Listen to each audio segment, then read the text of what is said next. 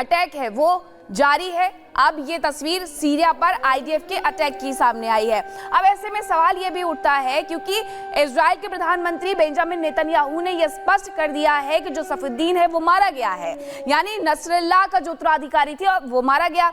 अब ये सवाल कि हिजबुल्लाह की कुर्सी पर जो भी बैठेगा क्या वो मारा जाएगा? हिजबुल्लाह की कुर्सी मौत का सीधे सीधे टिकट है। इस रिपोर्ट में देखें।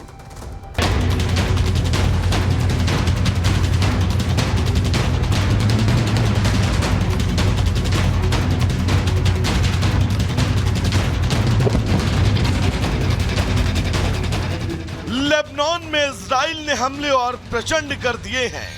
वो जमीन और हवाई हमले एक साथ कर रहा है तो तैयारी समंदर से हमले की भी कर रहा है।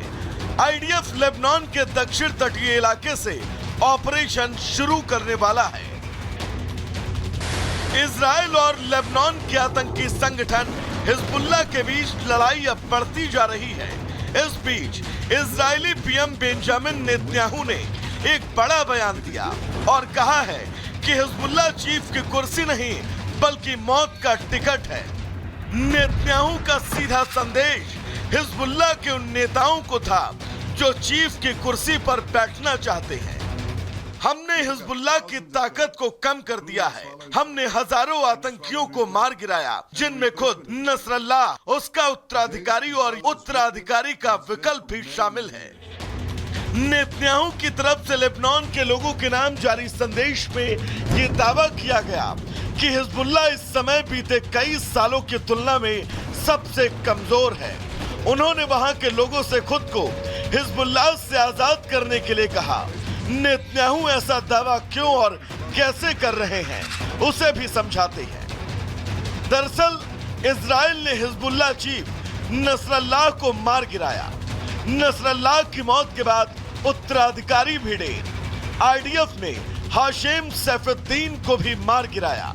इजरायली पीएम नेतन्याहू ने खुद इसकी पुष्टि की। सैफुद्दीन अभी अगले चीफ का अहम दावेदार था। पिछले 30 सालों से एग्जीक्यूटिव काउंसिल का प्रमुख था। בכל מפגש שלי ושל רעייתי עם לוחמינו עם פצועי इजराइल अपने दुश्मनों के खिलाफ मिशन जारी रखेगा। हम ये तय करेंगे कि पिछले साल जो हुआ था वो फिर से न दोहराया जाए।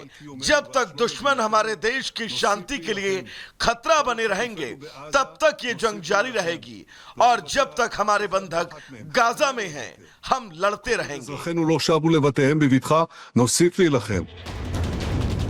अब तक जो तस्वीरें सामने आई और नेतन्याहू की सेना जिस एक्शन मूड में है उससे साफ है कि इजराइल भी चुप बैठने वालों में से नहीं है।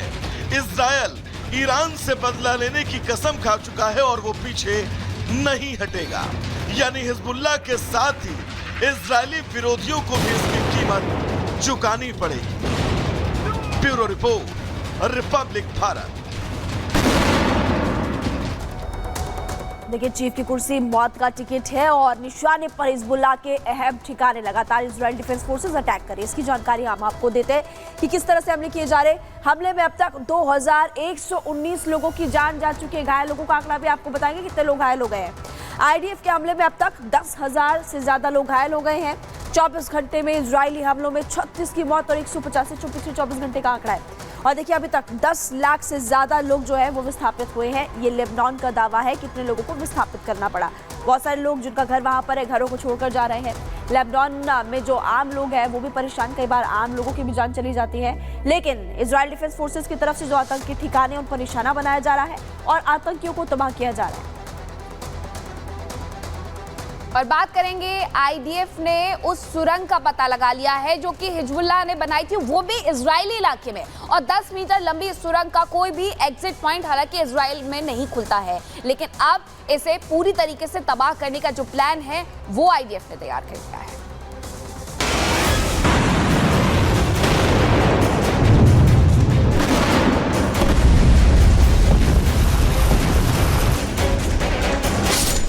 हिजबुल्लाह के सुरंग तक पहुंचा आईडीएफ।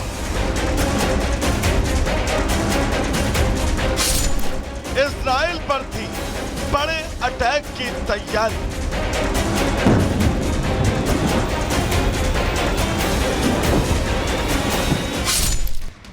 वाली साजिश नाकाम। इजरायली सेना आईडीएफ हिजबुल्लाह के उस सुरंग तक पहुंच चुका है जिसका अगर उसे पता नहीं चलता तो उसके लिए ये बड़ा खतरा बन सकती थी। ये वो सुरंग है जो हिजबुल्लाह ने खास तौर पर जंग के लिए तैयार करवा रहा था। आईडीएफ को उस वक्त बड़ी कामयाबी मिली जब उसे हिजबुल्लाह के अंडरग्राउंड टनल का पता लगा जो करीब 10 मीटर लंबी थी।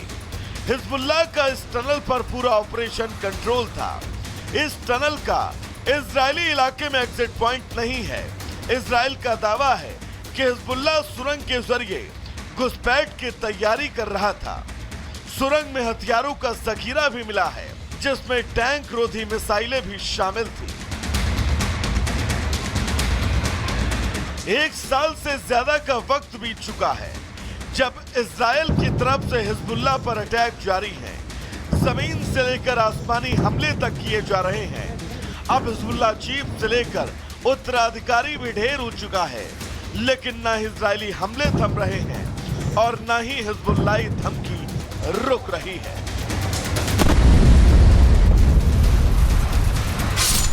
हिजबुल्लाह ने इजराइल को दी धमकी, अगर इजराइल ने लेबनान पर बमबारी जारी रखी तो वो और हमले करेगा। इधर लेबनान की चिंता दिनों दिन बढ़ती जा रही है। उस पर लगातार इजरायली बम बरसने से परेशानी के साथ ही उसकी चिंता ये भी है कि उस युद्ध की वजह से लेबनान के लाखों लोग विस्थापित हो चुके हैं। इस बीच एक तस्वीर भी नजर आई जब जंग के बीच लेबनान में इजरायली झंडा फहराया गया। दक्षिणी लेबनान के मारून की तस्वीर है जहां अलराज गांव में इजरायली झंडा फहराया गया। Bureau report, Republic Bharat.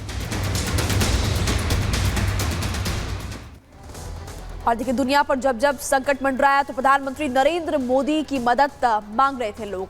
आपकी बात लेबनान बोल रहा है कि मोदी जी बचा लो। जंग रोकने के लिए लेबनान की मोदी से गुहार। आपको बता दें कि नेतन्याहू को सिर्फ मोदी ही रोक सकते हैं, ये लेबनान का दावा। आपको ये भी जानकारी दे रहे हैं कि क्या कहा लेबनान ने, और मोदी ही इजराइल के हमले से हमें बचा सकते हैं, इसलिए मदद की गुहार लगा रहा है लेबनान लगातार। भारत मिडिल ईस्ट में तनाव रोक सकता है, ये बात कही गई राबी की तरफ से। भारत शांतिप्रिय देश है और उसकी ग्लोबल धमक भी है और अपने असर से मोदी नेतन्याहू पर दबाव डाल सकते हैं, ये भी दावा किया गया। इससे विनाशकारी जंग खत्म करने में मदद मिल सकती है। यानी कि लेबनान जो है वो डरा हुआ है और लेबनान की प्रधानमंत्री मोदी से गुहार है कि आप हेल्प कीजिए, मदद कीजिए और इस जंग को रुकवाइए।